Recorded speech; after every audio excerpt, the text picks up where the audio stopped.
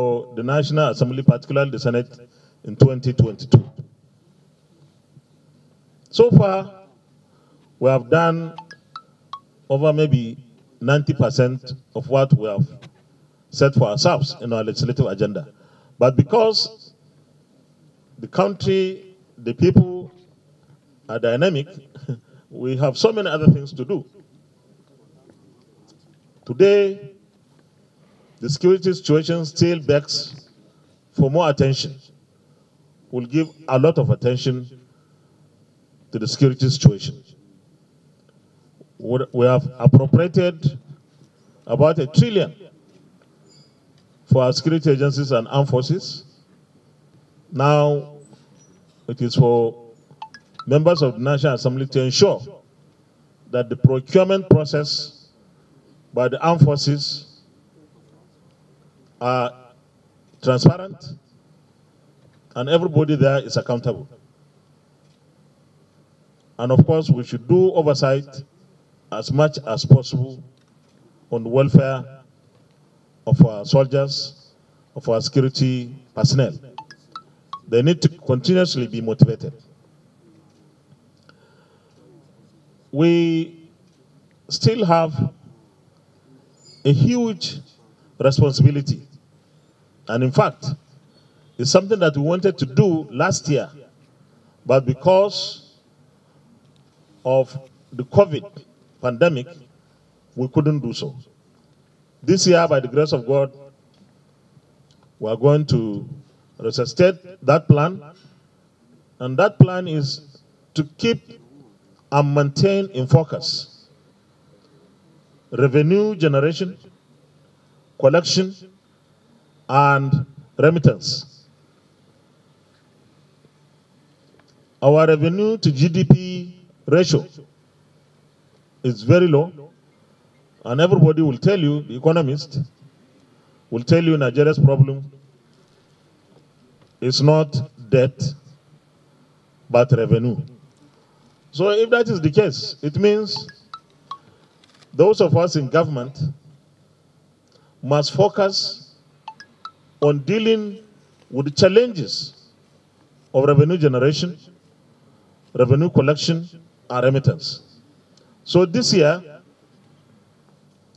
we are going to have engagements with the revenue generating agencies, NPA, customs, FRS, and so on and so forth, on a quarterly basis.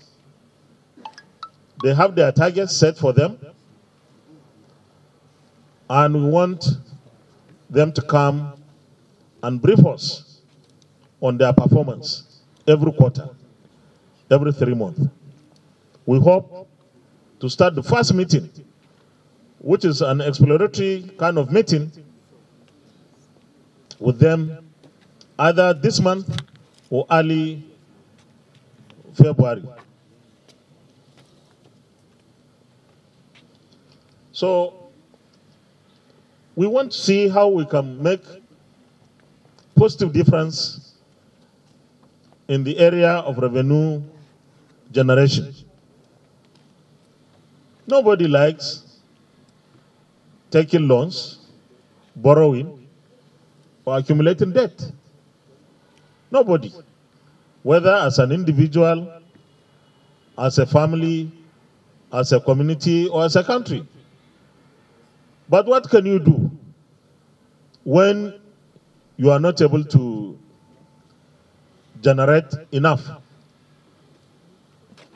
We are concerned, in fact, we are as concerned as anybody else about our level of borrowing.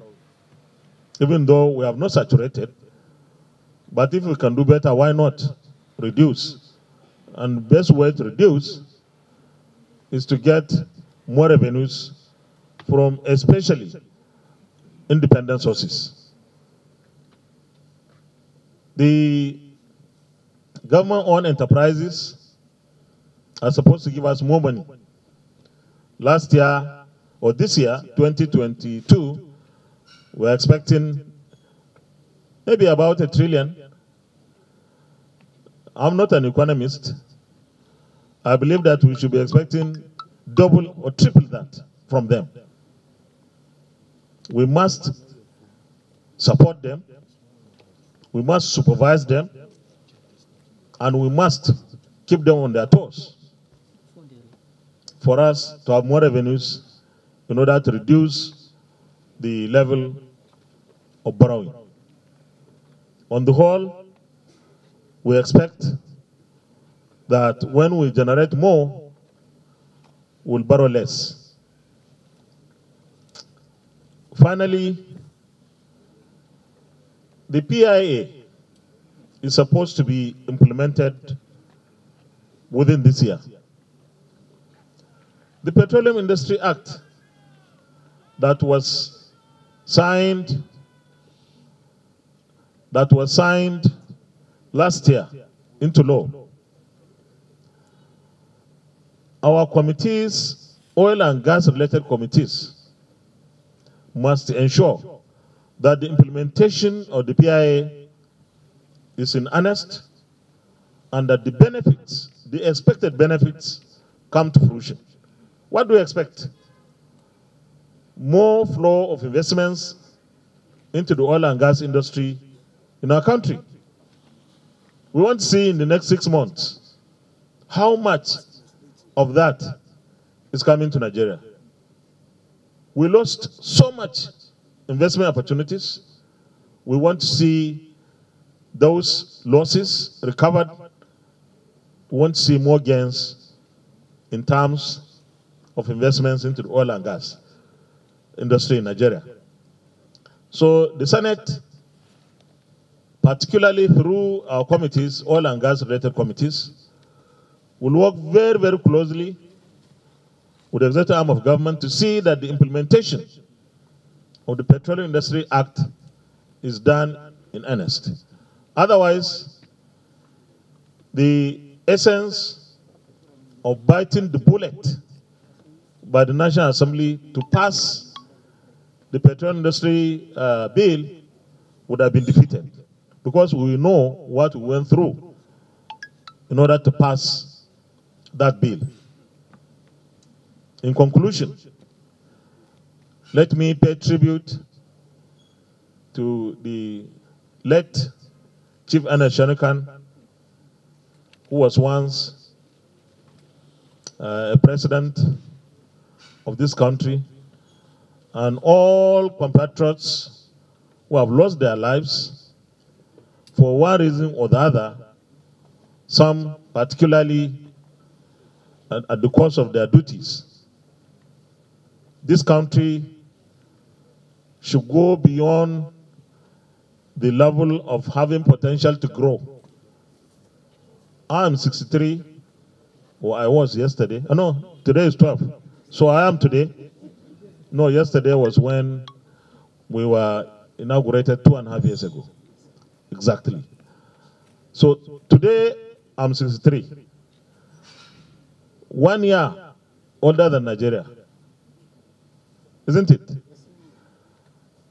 And I feel that I'm a matured man at 63. Nobody should wish me that he hopes that I will grow to be an adolescent or a young man. Should be a good man, an elder statesman. That's what our situation should be. We should go beyond thinking that we have the potentials. We must unleash the potentials. And we have a youth in this country that is different from the youth of the past. Our youth today are more educated, more enlightened, more energetic, more inquisitive, and more determined. So we shouldn't allow all these characteristics to go in vain.